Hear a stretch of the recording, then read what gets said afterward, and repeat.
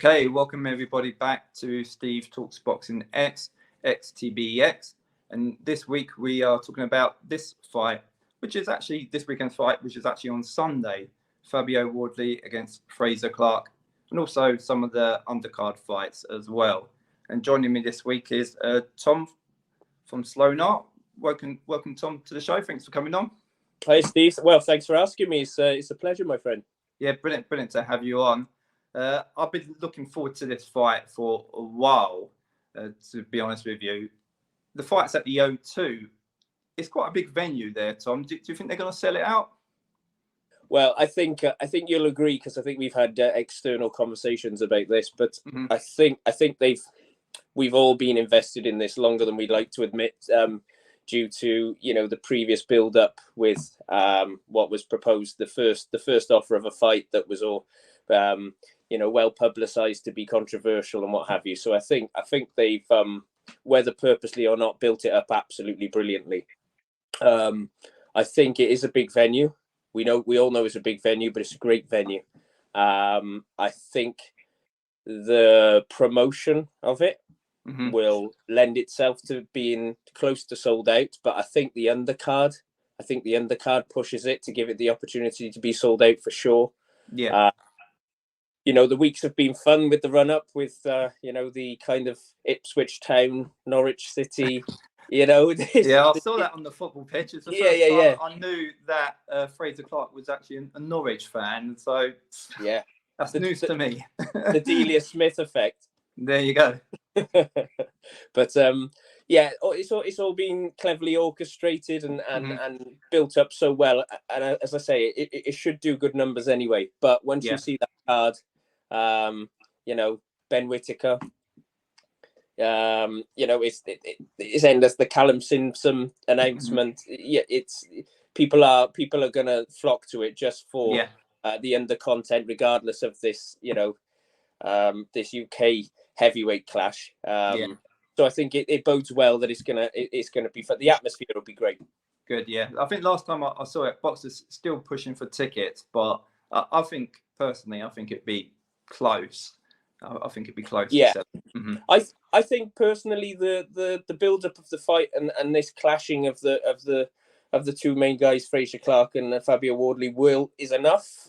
I think it's enough for getting hardcore fight fans involved, because we kind of know what's behind the whole thing, and the build up and the spite and the falling out of promoters. But as a as a TV event, if you want to call it that, to sell tickets to, and I think that undercard has smashed it. Really. Yeah, sure.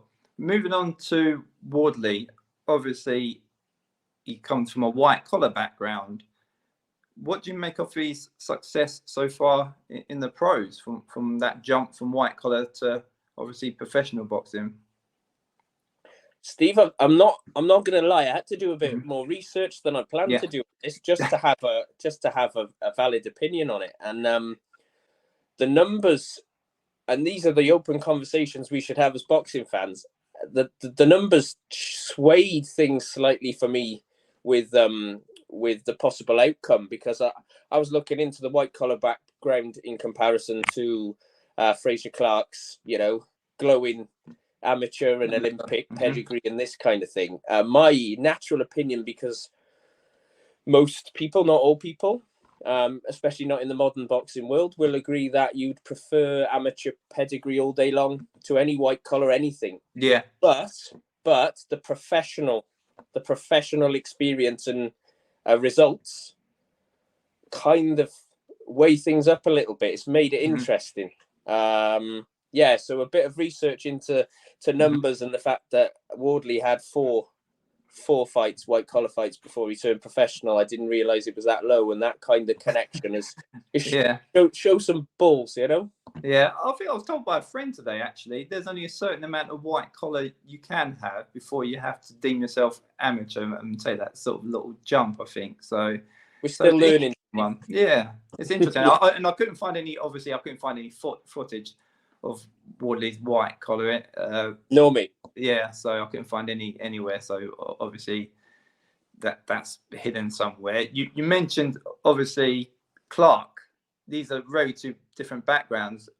he's got the obviously the amateur, the extensive amateur Olympics as well. So these two guys are like complete opposites, ain't they? Really.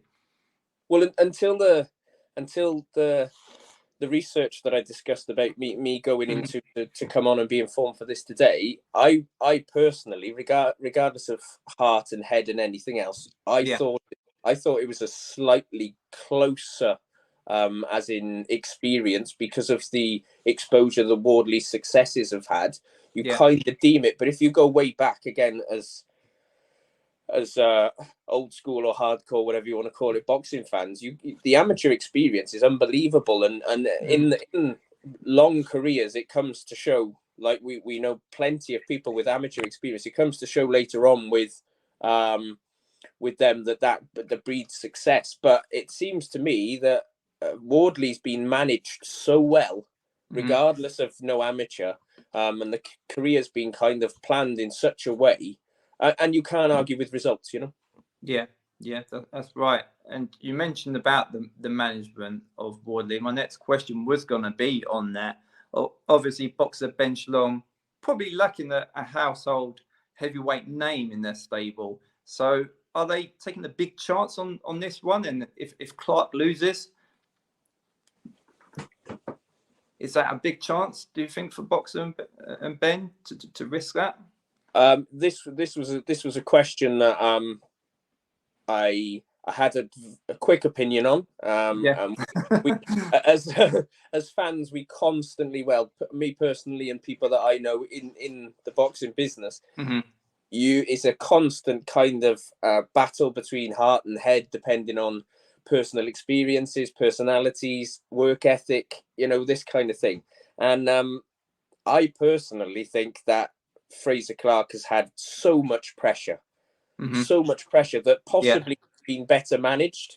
And I'm not saying by anyone in particular, because you can go down the, Shalom, Eddie Hearns, you can go down this whole route of comparison. I just don't think that the relationship has been good enough to deal with the amount of pressure.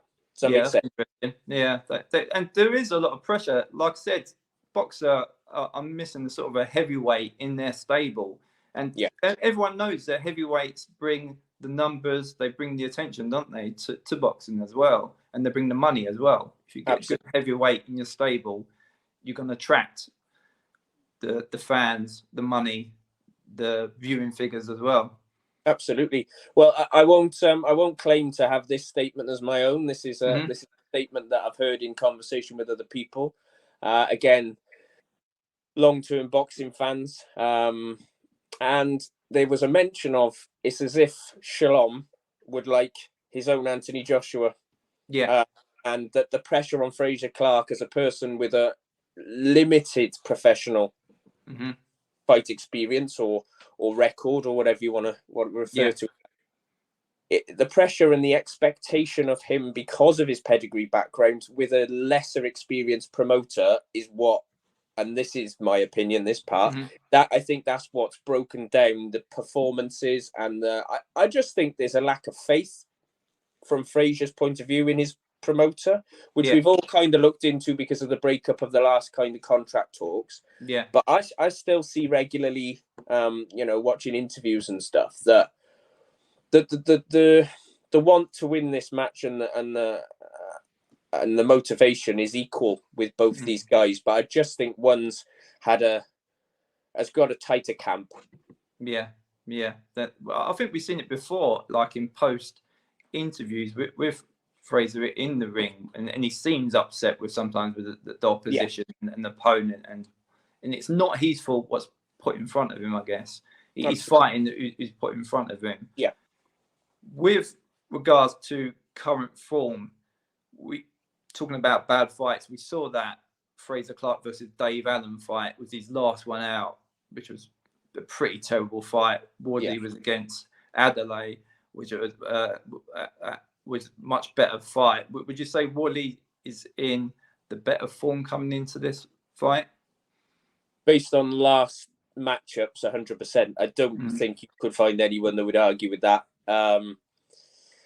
When you compare opponents, I don't think anyone casual or hardcore boxing fan that wouldn't agree that, regardless of personality, perseverance, character, and everything that Dave Allen has brought to the sport and continues to do so, I don't think it was ever going to be I don't think it was ever going to be pretty. It was never going to be pretty. It was always going to be awkward. I don't think anyone was going to end up looking good. But will things like that alter how Frazer Clarke deals with things going forward? He certainly had the time to build up everything that he can bring to this fight on the weekend. And the obviously, funny thing with that fight, Tom, I actually tipped Dave Allen to win. Really? Yeah. So was that a heart or a head thing, Steve? Probably my heart, because I do like the guy, to be honest with you. So probably I got a bit carried away with that one. So, but what a character! I know multiple people, including the headliners in promotions and fighters. They constantly say we need characters in this sport, but every single sport needs characters, and those are the people. They put bums on seats, Steve. At the end of the day, exactly. Yeah, exactly that. Both of these fighters are big punchers. Do you see this fight going to the cards? No. I again, I don't want to keep going into my research, but I did put the extra effort in, Steve. But everything lends itself to it going to a points decision and being a 50-50 and swaying either way. Everything from my experience as a boxing fan, and everything lends itself. I just can't see it. I think these guys just want.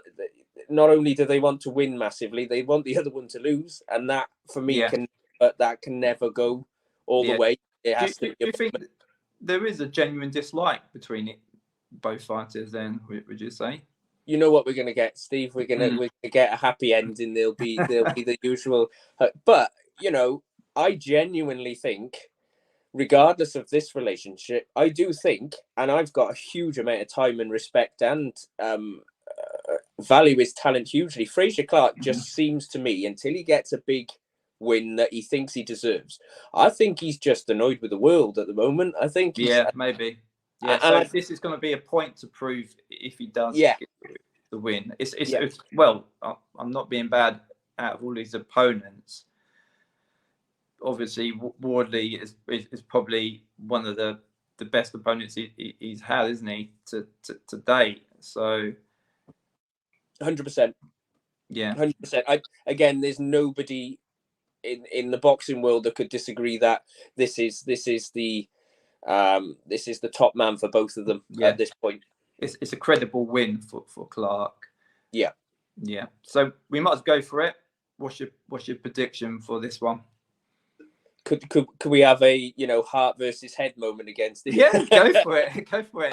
But as long as you don't keep the options like, oh, my heart says Wardley knockout, but my head says Frazer knockout. So you covered everything.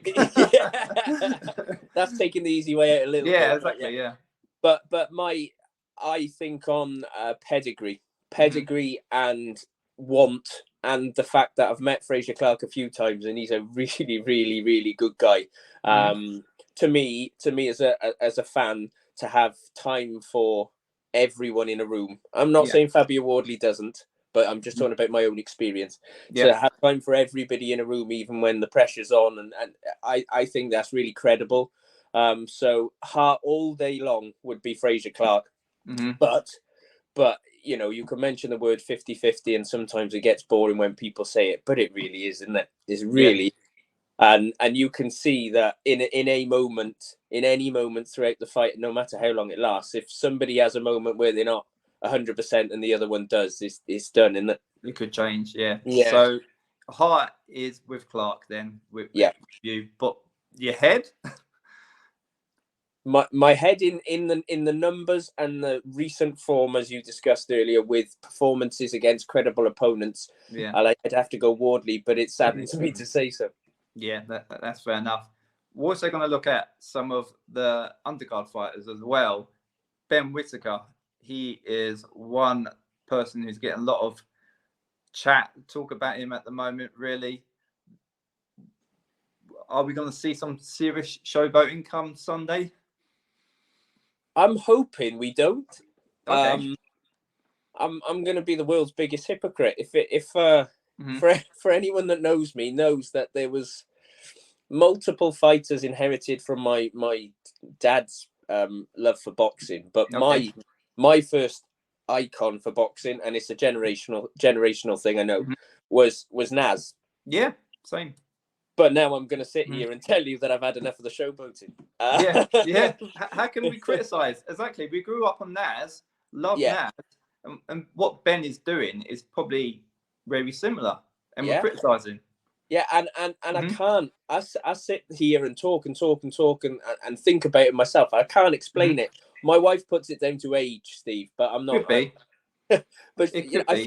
I find it disrespectful. Hmm. Uh, I find it the frustration for me, without being too controversial or slating Whittaker at all. The thing for me, he's good enough to do it without. Yeah, yeah. Um, So but I would have. maybe tailor it down a bit, or or wait until you get better opposition, perhaps, and or is he just he's having fun in there? He's getting a lot of attention, so people are talking about him. Well, that's the two important Hmm. things. I've got a friend who's a boxer. Hmm. I've got a friend. He's I would say quite a few years younger than me. He's in his early 20s, and we can call that nearly 20 years if you like. But Yeah, that's right. he thinks that Ben Whittaker is unbelievable, and Hmm. and I've not disagreed with him at any point. I think the talent is ridiculous, but in the current world, without researching the whole world or going into other subjects, I think the whole world now, if you don't do it that way, I don't Yeah, know that you can reach the heights that obviously Ben Whittaker wants to. yeah, The exactly, social and media so effect. I was about to say, social media pushes that, doesn't Yeah, it? The higher profiles it seems to have with boxers nowadays, the more attraction, the more fights, yeah. the more money, and like I said, social media is a serious, big part of that as well. Uh, we also have on the undercard, I think, which is a cracker of the fight in Marku versus Congo. What's your prediction on that one? I fully there was two fights that are on the undercard, and Hmm. I've quite in some notes and stuff that I made. I've kind of put like asterisks by two of them to say could be fight of the night, and this is Yeah. for them. Um, I like Marku. I like him. He's a character. He's always backed himself, but Hmm. I can't see anything other than Congo personally. Really? Oh Yeah, wow. Okay, I yeah, would have went the other way. yeah. This is what these conversations are for. Yeah, exactly. Um, Yeah, I think I it's a. I Mm, I think he might be slightly underestimating, and yeah. I think he again, without repeating the same answer to a different question, Hmm. this night I feel is about certain British fighters Yeah. using this platform to show either what they've got left, what they should have reached already, or what their potential is, and I think Congo will pull one of those out. Yeah. Yeah. I think it's going to be, like I said, potentially one of the fights of the night. There. Also, talking about another potential fight of the night. This one I earmarked as well. Uh, Riley versus Lowell. If Riley wins this in style, would he be making a big statement to the cruiserweight division there? Huge, Mm. huge. If I've just said to you in our last comments that I've picked out two that might be this personally I think will be fight of the night. Okay, that's fair enough. Hmm. Just based on the fact that we can again reference 50-50s, you can reference people's potential. This will be huge, and I don't think anybody's going to give in. I don't think they'll give in, and I think they'll stand and they'll fight for everything that they both think they're worthy of. And it's again a hard one to call, but I would go Lowell, I think. Yeah. Okay. Yeah. Again. But to answer your question properly, yes. If Riley was to pull this off, it's Yeah. huge, isn't it? See, I'll go opposite with you again on that one. We're doing well here. Yeah, no, I do completely. I'll go Riley to be honest with you on probably a tight point, maybe. But I think if he gets any sort of KO or stoppage, wow, that is making a statement. Yeah, 100%. Because we know Lowell is tough, so we certainly know that. I think that would be a big statement. Also on the bill, we have this man, Alan Babbitt against Steve Robinson. Obviously, we saw Babbitt get wiped out against Rosansky. Hopefully I said that right. Yeah. But Babbitt, he's never in a boring fight, is he? Really? Did you see much hope for Robinson in this one? Yeah, I think Robinson was built. So in Robinson's last fight, he was built up to a was it? I think it was like a Ivan Drago. Yeah, he's gone with that sort of theme, hasn't he? Really? So yeah, but I think he was built up to a level where he was not just for the Drago reference, but I think he was built up because slightly unbeatable and slightly like some sort of machine. And I thought there was moments when I wasn't massively convinced by that, but I still think he comes through the weekend without too much issue. And I know you're correct in saying Babbitt is never a dull fight, but I don't know. I just don't know where. I think the styles are not going to gel in Babbitt's favour. So you're saying Robinson for the win for this one? Wow. Yeah, you're going opposite again. I'm going opposite again. Wow, this is interesting because even when we talk, I know he got completely wiped out by Ronetsky. Ronetsky is actually fighting the Coley next, isn't he? A bridgerweight. So that's an interesting one as well. Yeah. Because everyone thought maybe if a Coley didn't stay, he would have moved into heavyweight. But I see this as getting his name back out there, absolutely, getting the win, and then moving on to heavyweight, perhaps for a Coley. So, but that's an interesting one. Also on the bill, we have Callum Simpson, even so, not Callum Smith, Callum Simpson. So it's not. I know you mentioned it earlier. It's quite a good undercard, isn't it? Really, when you're looking at the fights there.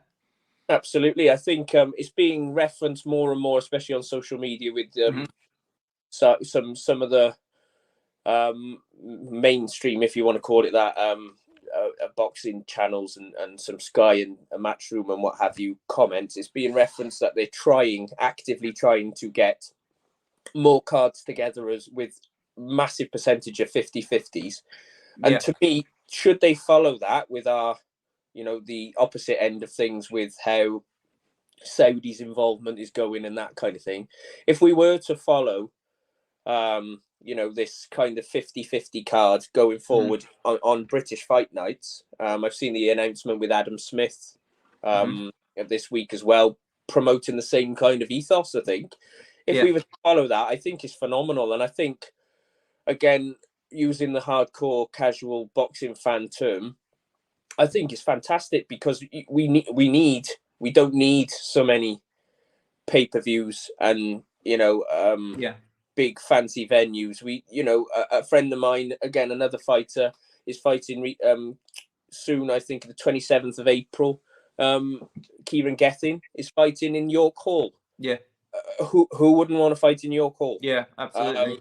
It's just unbelievable. My fighter that I've sponsored for years from the town that I was born in Newport, Craig Woodruff, has just recently fought. Right. We've gone into the Lions Den in Scotland and taken on an unbeaten lad. These are the moments that people like you and I love boxing. That's why we do it. That's why we watch it. And I think that's what we need to follow. And they've done it with this card, keeping 50-50s.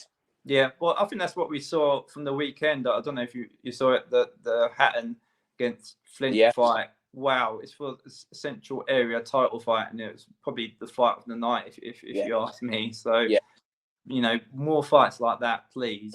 100%. Before you go, Tom, always end the show with some closing questions. This topic is Ryan Garcia. What we've seen on social media with him, should he be fighting Devon come late this month? I've I won't go heart and head against Steve because that's boring. But I've got split views on this. Again, I'm going to blame social media to a certain extent. Yeah, sure. I think that if any person is in a delicate state with mental health, with physical health, in any negative format in their lives, then they need to take time to be in the right place. Yeah. Boxing, as you know, even more so, you need to be in the strongest, the right mental best place. Yeah. If that is the case, and he is in, I'm going to use the term delicate again, if he is in a place where things are not great, then certainly not. But my counter argument, which I don't think anyone can answer, social media is used for many, many reasons for mind. I'm not saying it's mind games. I'm not saying he's doing anything other than putting his opinion across and living his life. But to me, in the real world, if we were to put it that way, then certainly he shouldn't be fighting. But in the social media world, it could be hot air, it could be mind games, it could be anything. You think it could be a bit of a show then? Potentially, but then are we being a bit insincere and skeptical to think that? Because maybe the guy's struggling, It's hard to believe what is true and what is not on media nowadays anyway, let alone boxing media, I'm guessing. Do you think the fight will go ahead? No. No, I think, well, the longer that this kind of evidence, if you want to call it that, goes on online of, all the habitual things that Ryan Garcia is going through. I've mentioned to a couple of friends of mine that if I was a professional sportsman of any description and I was struggling, I think the last place that I would go to would be social media to prove that. Yeah. So, but regardless, if I was Haney and Haney's team, I wouldn't want to fight somebody, regardless of how sincere it is. It's still slightly erratic behaviour. Yeah, that's fair enough. While we're on the subject of fights going ahead, obviously we've got Fury Usyk coming up on the 18th of May. How confident are you in that's going to happen? This time round, it has to, Steve. It has to. Again, we can go to social media and, calling each other fat belly and rabbit, all these things. You can, and I get certain parts of the promotion of this sport in the modern world does need a little bit of this kind of thing, using gloves are off documentaries, head to heads, this kind of thing. You and I talking now, it's all in the ballpark, but you can only go so far to be a respected sportsman. And I'm talking from both sides, but maybe we've seen a little bit more from Fury, obviously. I just think that regardless of conspiracy theories about cuts, regardless of tactics to put fights off, which are kind of referenced with the gas as well, I think it would be an absolute laughing stock even to the pay-per-view casual if this didn't go ahead. There was also a conspiracy that he cut himself on purpose because he weren't in proper shape, and then a couple of weeks ago you see him and he looks in fantastic shape and everyone's saying, hey, he needed a little bit extra time training. And the worst bit is, Steve, can we, even as obsessed fans, can we disregard it in the modern world?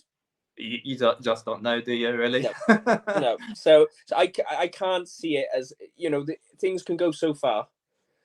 At this point, if that doesn't go ahead, then it's pushing boxing into a very dodgy, dark area, really, for me. Yeah, sure. I'm going to put you on the spot now. I want your prediction. Who wins? Who wins? Fury Usyk? Yeah. Fury. Yeah. That's my easiest answer. Easiest? That's easy. What? Fury knockout points or? He's listen. I'm a big Fury fan. I'm a big fan of anyone that's, regardless of the way they do it, a mental health advocate. Yeah, that's fair. Regardless of performances on social media and this over the top, larger than life character. I know I did a Fury piece of artwork, and the feedback from people just in like DMs on Instagram just saying, I like the painting, but what a guy Fury. He's had an effect on a lot of people. A lot of people, yeah. But when it comes to the nitty-gritty of fighting, every single time against all sorts of opponents, we won't really go into Francis Ngannou because that was I was going to say, let's not mention the Ngannou fight. Until Ngannou, he found a way against everybody by being sometimes very skillful and light on his feet for a huge guy, and sometimes just leaning on people. And I think Usyk's boxing is potentially the most beautiful boxing I've ever seen. Yeah. But Fury can match his, but with a bigger frame. Yeah. He can, or he could just lean on him. Yeah, and he'd be looking for that body shot, obviously. 100%. Yeah. And funnily enough, if he does get that body shot with you, I can't see Usyk claiming anything other than that. That he's got him. Yeah, that's fair enough. Well, that's it for this week's show. Thanks, Tom, for coming on the show. I really appreciate that. Also, everyone, please check out some of Tom's work. He does some great boxing artwork there. I'll put a link on the video below so you can have a look. Please support the channel the best you can with likes, comments, subscriptions, and obviously get your beers in for Sunday, not Saturday. This week it's Sunday, and enjoy the fights, and appreciate your time again, Tom. Thanks, Steve. It's been a pleasure. Yeah, lovely seeing you. Thank you.